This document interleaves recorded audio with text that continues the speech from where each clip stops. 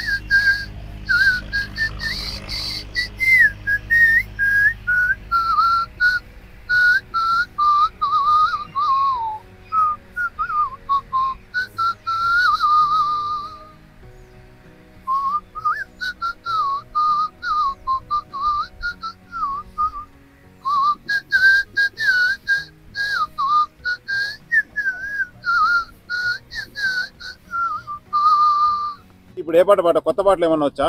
వస్తా సార్. ఏ పాట పాడతావు? బుల్లెట్ బొమ్మ. బుల్లెట్ బండి పాట పాడు.